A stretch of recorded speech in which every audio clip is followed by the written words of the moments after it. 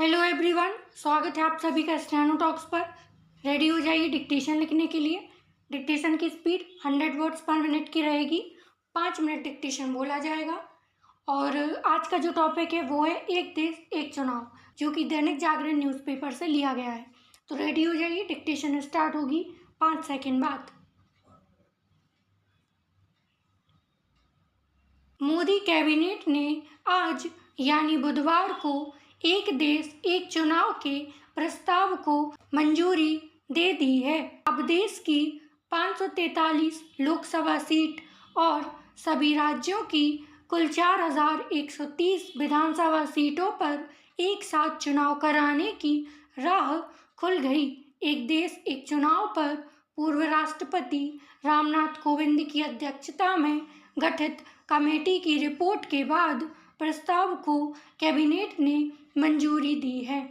इससे एक दिन पहले केंद्रीय गृह मंत्री अमित शाह ने कहा था कि देश में वन नेशन वन इलेक्शन हर साल में 2029 से पहले लागू होगा। इसके एक दिन बाद ही एक देश एक चुनाव के प्रस्ताव को मोदी कैबिनेट से मंजूरी मिलने के क्या मायने हैं। पैराचेंज। एक देश एक चुनाव यानी का मतलब है कि पूरे देश में एक साथ लोकसभा और विधानसभा चुनाव हों। ऐसे समझिए देश की सभी 543 लोकसभा सीटों और सभी राज्यों व केंद्र शासित प्रदेशों की कुल 4130 विधानसभा सीटों पर एक साथ चुनाव होंगे। वोटर सांसद और विधायक चुनने के लिए एक ही दिन एक ही समय पर अपना वोट डाल सकेंगे। यह कॉन्सेप्ट भारत के लिए नया नहीं है। देश में आज़ादी के बाद 1952 से लेकर 1957, 1962 और 1967 तक लोकसभा और विधानसभा के चुनाव एक साथ ही हुए थे। पैराचेंज।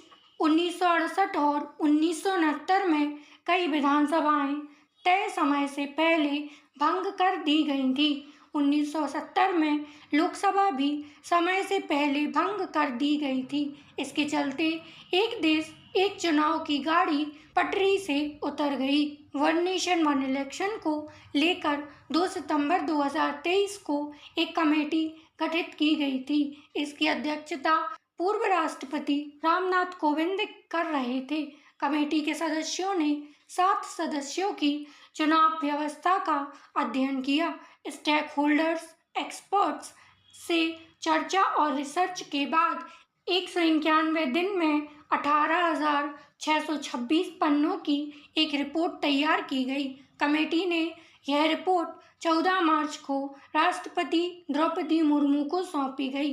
पैराचेंज। रिपोर्ट में सभी विधानसभाओं का कार्यकाल 2029 तक करने का सुझाव दिया है।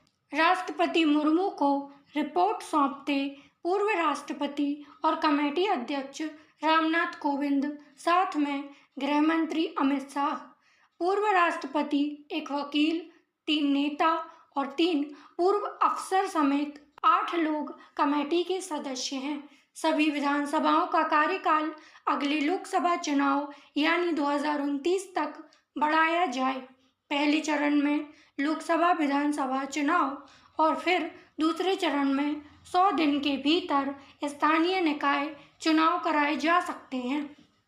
चुनाव आयोग लोकसभा, विधानसभा व स्थानीय निकाय चुनावों के लिए सिंगल वोटर लिस्ट और वोटर आईडी कार्ड बनाए। पैराचेंज। देश में एक साथ चुनाव कराने के लिए उपकरणों, जनशक्ति और सुरक्षा बलों की एडवांस प्लानिंग करने की भी सिफारिश की है। लोकसभा के पूर्व सचिव S.K. शर्मा बताते हैं कि देश में वन नेशन वन इलेक्शन लागू होने से कई फायदे होंगे, जैसे देश में बार बार चुनाव कराने पर लॉजिस्टिक्स, सुरक्षा और जनशक्ति समेत कई चीज़ों पर बहुत पैसा खर्च होता है। इस साल हुए लोकसभा चुनाव में अनुमानित कुल खर्च करीब 1.35 लाख करोड़ रुपए तक हुआ है, जो कि 2019 के लोकसभा चुनाव की तुलना में बहुत अधिक है। 2019 में 60,000 करोड़ रुपए खर्च हुए थे। आई होप डिक्टेशन आप सभी ने लिख लिया होगा। जो शब्द आपसे छूट गए उनकी आउटलाइन की प्रैक्टिस आप अलग से करेंगे। इसके लिए ट्रांसक्रिप्शन आपको 30 मिनट का टाइम दिया जाएगा।